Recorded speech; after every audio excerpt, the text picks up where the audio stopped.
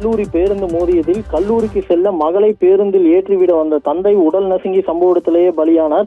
மகள் படுகாயங்களுடன் தீவிர சிகிச்சை பிரிவில் தற்போது அனுமதிக்கப்பட்டுள்ளார். திருப்பூர் ஓடக்காடு பகுதியை சேர்ந்தவர் அசோக்குமார், காயத்ரி தேவி தம்பதியினர். இவர்களுடைய மகள் அக்ஷயா. இவர் ஈரோட்டில் உள்ள ஒரு தனியார் கல்லூரியில் படித்து வருகிறார். இன்று வழக்கம் போல் கல்லூரிக்கு கிளம்பிய அக்ஷயாவை அவரது தந்தை அசோக்குமார் தனது இருசக்கர வாகனத்தில் கல்லூரி பேருந்தில் ஏற்றி விடுவதற்காக வீட்டிலிருந்து நடராஜா தியேட்டர் வழியாக வந்து கொண்டிருந்தார்.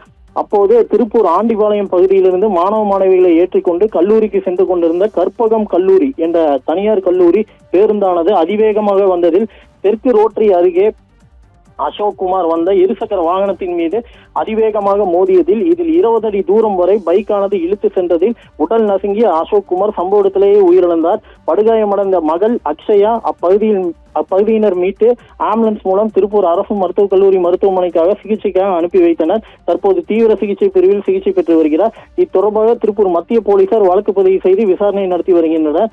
இதனிடையே கல்லூரி பேருந்தை அதிவேகமாக ஓட்டி உயிரிழப்புக்கு காரணமாக கல்லூரி பேருந்து ஓட்டுநர் ரஞ்சித்தை போலீசார் கைது செய்தனர்.